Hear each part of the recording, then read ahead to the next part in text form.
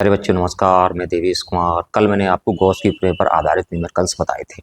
आज हम बात करेंगे वैद्युत विभव पर आधारित न्यूमेरिकल्स की। यदि आपको पिछले वीडियो के न्यूमेरिकल्स देखने हैं तो उसका जो लिंक है वो आपको डिस्क्रिप्शन में मिल जाएगा। चलो देखते हैं वैद्युत विभव के न्यूमेरिकल्स क्या हैं। काफी इंपॉर्टेंट हैं, आप देखिएगा इनको। आपका पहला न्यूमेरिकल कहता है कि 5 × 10⁻⁻8 कूलाम। 5 × 10⁻⁻8 कूलाम और -3 × 10⁻⁻8 कूलाम के दो आवेश परस्पर 16 सेंटीमीटर की दूरी पर स्थित हैं। तो दोनों आवेशों को मिलाने वाली रेखा के किस बिंदु पर वैद्युत विभव शून्य होगा? तो देखते हैं, पहले इसका चित्र बनाते हैं।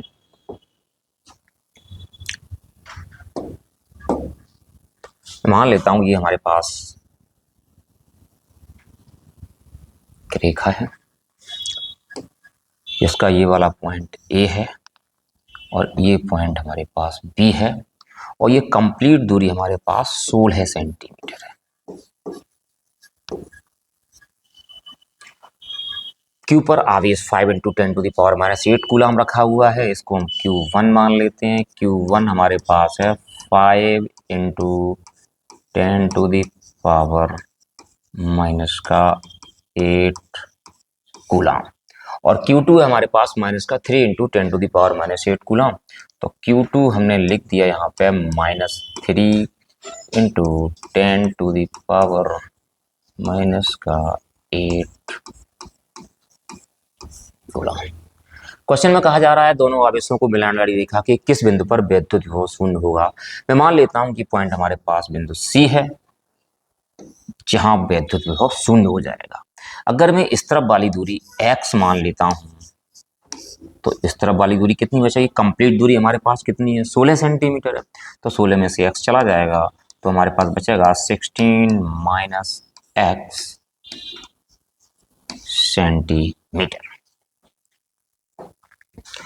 तो इसको लिखते हैं। तो देखो हमारे पास क्या दे रखा है, Q1 दे रखा है। Q1 हमारे पास है 5 × 10⁻⁻8 कूलाम और Q1 के लिए R1 कितनी हो जाएगी? R1 हमारे पास हो जाएगी x सेंटीमीटर। Q2 हमारे पास कितना है? Q2 हमारे पास है -3 × 10⁻⁻8 कूलाम और इधर हमारे पास R2 बचेगी 16 - x सेंटीमीटर। वो कहता है कि बिंदु बी किस बिंदु पर वैद्युत विभव शून्य होगा। मैं मान लेता हूँ बिंदु सी पर वैद्युत विभव शून्य होता है। पहले हम इस आवेश के कारण बिंदु सी पर वैद्युत विभव निकालेंगे Q1 के कारण, फिर आवेश Q2 के कारण बिंदु सी पर वैद्युत विभव निकालेंगे और दोनों विभव हम क्या करेंगे? जोड़ देंगे और जोड़ने के बाद हमारे पास R की वैल्यू आ जाएगी। तो आवेश Q1 के कारण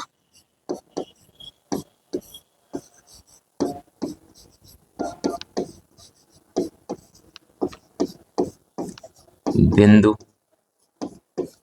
सी पर वैद्युत विभव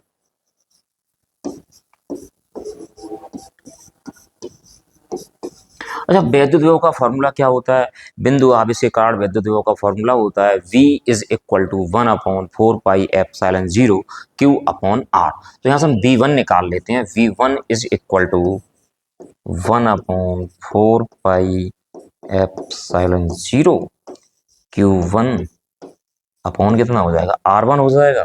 तो हम इसको क्या करते हैं कि V1 = 1/4πε0 Q1 की वैल्यू कितनी हमारे पास है? 5 × 10⁻⁻8 और R1 की वैल्यू है x और हम इसको इक्वेशन नंबर दे देते हैं फर्स्ट।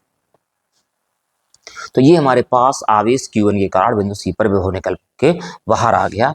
अब हम क्या करेंगे? आवेश Q2 के कारण विभव निकालेंगे। तो आप देखिएगा, आवेश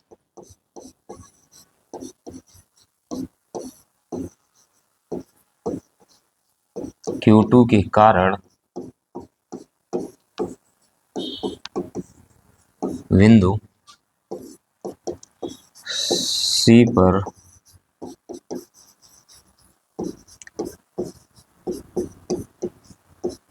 वैद्युत विभव, इसको हम V2 मान लेते हैं। तो V2 = हमारे पास कितना रहेगा? 1/4πε0 Q2 अपॉन कितना रहेगा, R2 रहेगा, तो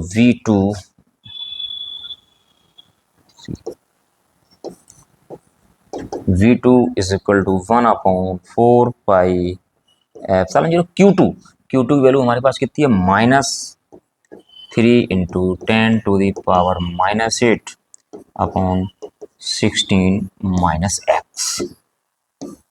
अब क्या करते हैं, माइनस इधर ले आते हैं, तो V2 इज इक्वल टू हमारे पास हो जाएगा -1/4 पाई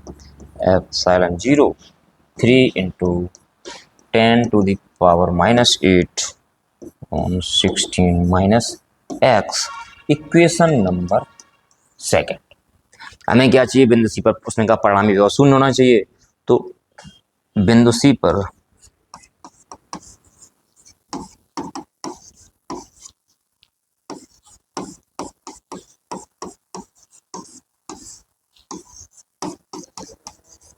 विभव v इज इक्वल टू कितना, v1 प्लस v2। तो इसमें उसने क्या कहा, किस बिंदु पर वैद्युत क्या होना चाहिए, शून्य होना चाहिए। तो v के स्थान पर कितना आ जाएगा, शून्य आ जाएगा। तो हमारे पास बचेगा यहाँ पे v1 plus v2 is equal to कितना हो गया, 0। तो इट मीन्स हमारे पास v1 इज इक्वल टू कितना हो गया, माइनस का v2। अब हम क्या करेंगे, इसमें v1 और v2 के मान रख देंगे। तो आप देखिएगा v1 की वैल्यू हमारे पास कितनी थी, v1 की वैल्यू हमारे पास है 1/4 पाई (5 इंटू 10⁻⁻8 अपॉन x)। और इधर कितनी है, v2 हमारे पास कितना है, 1/4 पाई (3 इंटू 10⁻⁻8 अपॉन 16 - x)। अब हम ये वैल्यू रख देते हैं, तो हमारे पास v1 की वैल्यू कितनी है, 1/4 pi 5 into 10⁻⁻8 upon x is equal to minus, उसमें माइनस पहले से, तो माइनस माइनस कितना हो जाएगा, प्लस हो जाएगा। 1/4 पाई 3 इंटू 10⁻⁻8 अपॉन 16 - x। यहाँ क्या होता है, 1/4 पाई 0 से 1/4 पाई 0 कट गया। तो हमारे पास यहाँ बचता है 5 into 10⁻⁻8 upon x is equal to रहेगा 3 इंटू 10⁻⁻8 अपॉन 16 - x। 10⁻⁻8 से 10⁻⁻8 कट गया, तो हमारे पास यहाँ बचता है 5 upon x is equal to 3 upon 16 - x। इसे हम क्या कर देंगे, क्रॉस मल्टीप्लाई कर देंगे। तो क्रॉस मल्टीप्लाई करने में हमारे पास आ जाता है 5 into 16 - x is equal to 3x। अंदर मल्टीप्लाई करते हैं, अंदर मल्टीप्लाई करने के बाद देखिएगा 5 इंटू 16, 5 गुणा 16 कितना हो गया, 80 माइनस का 5x इज इक्वल टू कितना हो गया, 3x। तो 80 इज इक्वल टू हमारे पास 3x प्लस 5x, तो 8x इज इक्वल टू हमारे पास कितना हो गया, 80। x is equal to 80 upon 8, मतलब कितना आ गया हमारे पास 10। तो x is equal to 10 centimetre. ये आपका निकल के आ गया कि दोनों आवेशों के बीच आवेश Q1 से 10 सेंटीमीटर की दूरी पर जो वैद्युत विभव होगा आपका वो शून्य होगा। चलो अब देखते हैं अगला न्यूमेरिकल। अगला न्यूमेरिकल क्या कहता है, चलो देखते हैं इसको। अगले न्यूमेरिकल में कह रहा है कि 10 सेंटीमीटर भुजा वाले एक समषट्भुज के प्रत्येक शीर्ष पर 5 माइक्रोकूलम का आवेश रखा हुआ है। षट्भुज के केंद्र पर विभव परिकलित कीजिए।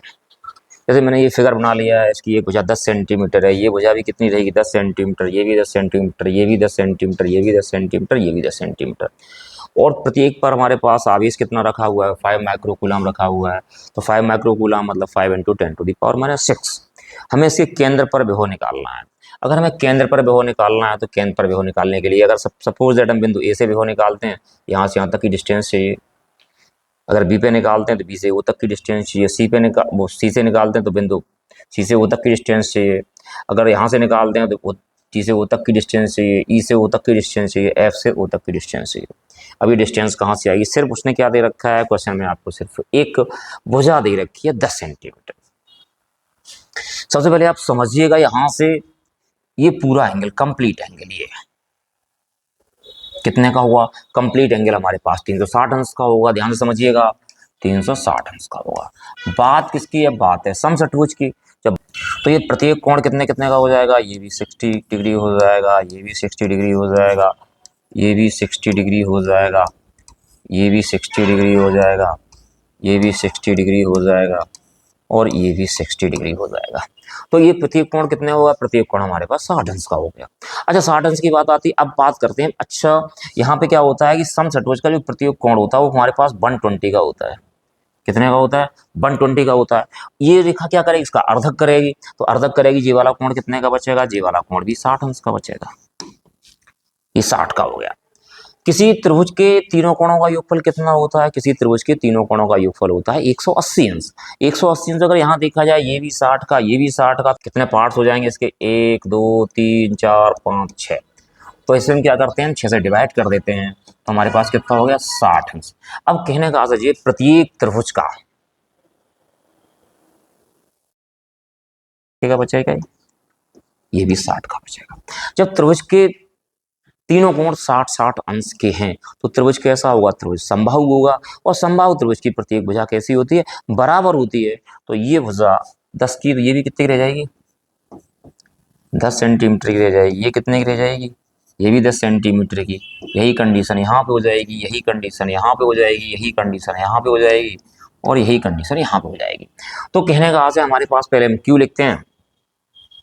अगर हम Q1 लिखें तो Q1 कितना रहेगा, 5 into 10 to the power minus 6। Q2 कितना रहेगा, 5 into 10 to the power minus 6। Q3 कितना रहेगा, 5 into 10 to the power minus 6।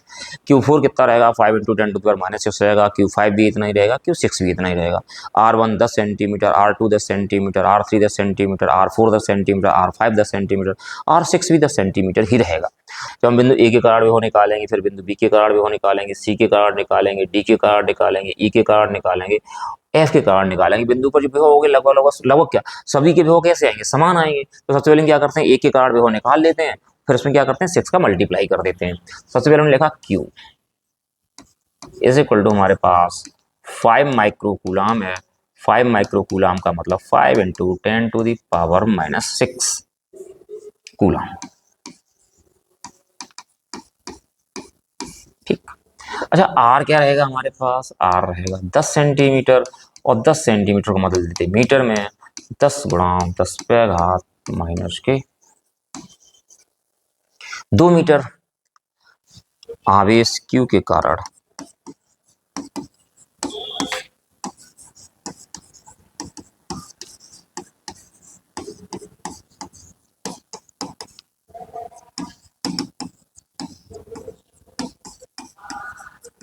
ऊपर विभव V इज इक्वल टू हमारे पास रहेगा 1/4 pi epsilon 0 Q upon R। अब हम क्या करते हैं, सभी आवेशों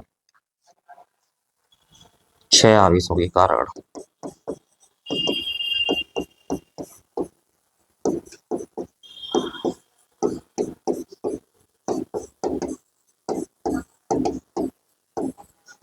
ऊपर विभव, तो हम क्या करेंगे इसमें, तो 6 का मल्टीप्लाई कर देंगे, तो V इज इक्वल टू कितना हो जाएगा 6 1/4 पाई एप्सिलॉन 0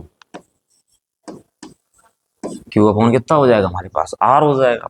अब आप यहाँ वापस लौट के आते हैं, देखते हैं Q की वैल्यू हमारे पास कितनी है, 5 into 10 to the power minus 6। R की वैल्यू कितनी है, 10 into 10 to the power minus 2।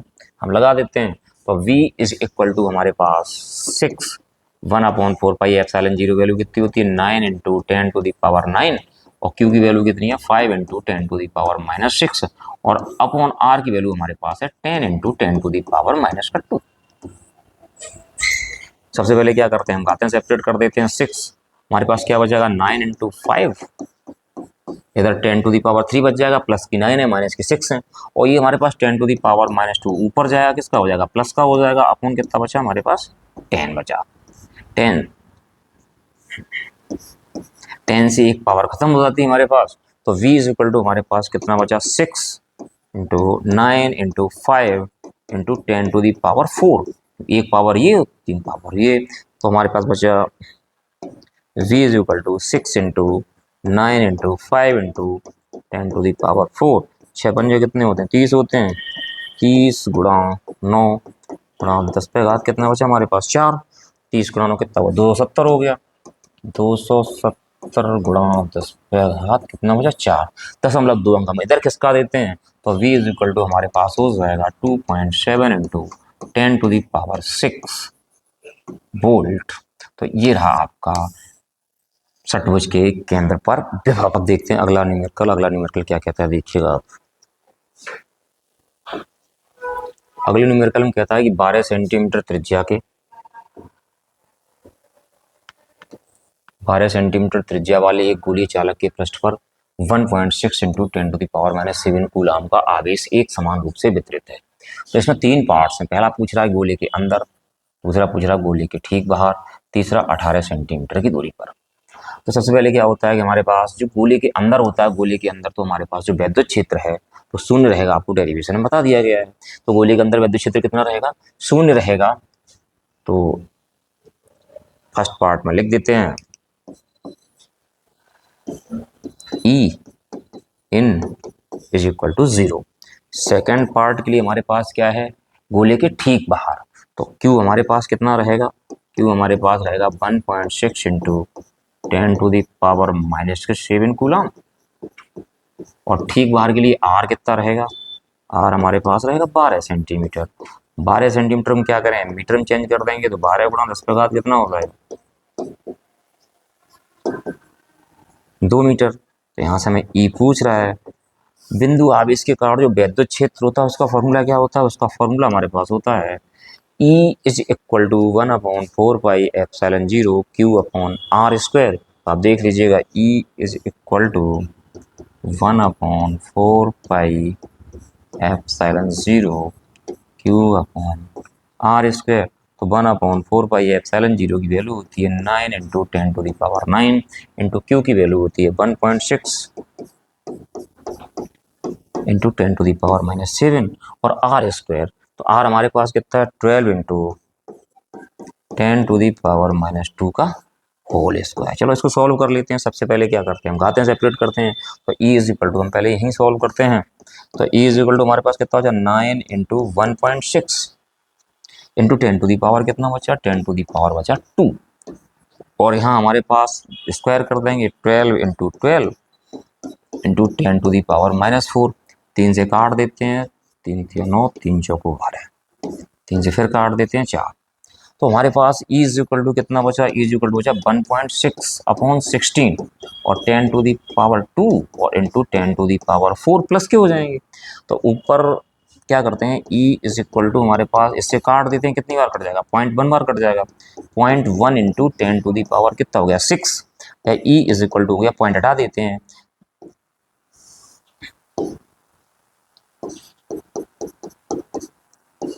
या E इज इक्वल टू हमारे पास हो जाएगा 1 इंटू 10⁵ न्यूटन प्रति कूलाम। ये निकल के आया गोले के ठीक बाहर वैद्युत क्षेत्र। अब हम देखते हैं गोले के केंद्र से 18 सेंटीमीटर की दूरी पर वैद्युत क्षेत्र कितना होगा। तो Q तो हमारे पास वही रहेगा, सिर्फ R बदल जाएगा। R हमारे पास कितना हो जाएगा 18 सेंटीमीटर हो जाएगा। तो हम देखते हैं इसको थर्ड पार्ट में।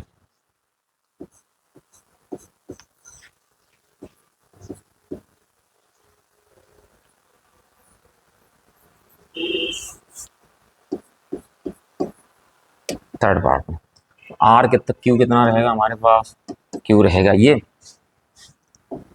1.6 इंटू 10⁻⁻7 1.6 इंटू 10⁻⁻7 कूलम। R हमारे पास रहेगा 18 सेंटीमीटर। 18 सेंटीमीटर को मीटर में कन्वर्ट कर देते हैं तो हमारे पास 18 इंटू 10⁻⁻2 मीटर। आपसे क्या पूछ रहा है E पूछ रहा है। तो E इज इक्वल टू हमारे पास कितना हो जाएगा 1/4πε0 Q/ कितना हो जाएगा R²। तो आप यहाँ से देखिएगा कि 1/4πε0 की वैल्यू कितनी होती है 1/4πε0 वैल्यू होती है 9 गुणा 10 पे घात 9 और Q की वैल्यू होती है 1.6 इंटू 10⁻⁻7 और R² की वैल्यू होती है R² की वैल्यू है यहाँ पे 18 गुणा 10 पे घात माइनस 2 क्या कर देंगे, स्क्वायर कर देंगे। तो E इज इक्वल टू हमारे पास आ जाएगा 9 गुणा 1.6 इंटू, इधर घातें सेपरेट करते हैं, 10 टू द पावर 9 प्लस के हैं, 10 टू द पावर माइनस 7 किसके माइनस के हैं, 2 में 7 का कितना बचा, 10 पे घात 2 बचेगा, 10 टू दी पावर 2 अपॉन हमारे पास इसका स्क्वायर कर देंगे, 18 गुणा 10 पे घात कितना हो गया, माइनस का 4, 9 से कितनी बार कट गया, 2 बार कट गया, 2 से कितनी बार कट गया, 0.8 बार कट गया। तो इधर E इज इक्वल टू हमारे पास बचता 0.8 इंटू 10 टू दी पावर 2, और 10 टू दी पावर माइनस 4 कहाँ भेज देते हैं, ऊपर भेज देते हैं, ये किसका हो जाएगा, प्लस का हो जाएगा, अपॉन कितना हो जाएगा 18। तो E इज इक्वल टू हमारे पास रहा 0.8 into 10 to the power 6 upon 18। एक काम करते हैं, पॉइंट यहाँ से हटा देते हैं, तो कितना हो जाएगा, 10 टू दी पावर 5 बचेगा। तो E is equal to 8 into 10 to the power 5 upon कितना हो गया 18। एक 2 से काट देते हैं, 2 चौको 8, 2 18। तो E इज इक्वल टू हमारे पास हो गया 4/9 गुणा 10 पे घात 5, एक घात कम कर देते हैं, यहाँ पे एक जीरो बढ़ा देते हैं, तो 40/9 गुणा 10 पे घात 4, 9 से काट दीजिएगा, 9 चौको 36, 4 40, फिर 9 चौको 36, 9 चौको 36। तो E इज इक्वल टू हमारे पास आ जाएगा 4.44 into 10 to the power 4 newton प्रति कूलाम। तो ये रहा गोले के बाहर वैद्युत क्षेत्र, ये आपके पास वैद्युत क्षेत्र निकल के आ गया। उम्मीद है कि आप लोगों को ये न्यूमेरिकल समझ में आ गए होंगे। यदि न्यूमेरिकल्स आपकी समझ में आ गए हों तो आप चैनल को सब्सक्राइब कर दें, वीडियो को लाइक कर दें और साथियों के साथ शेयर कर दें।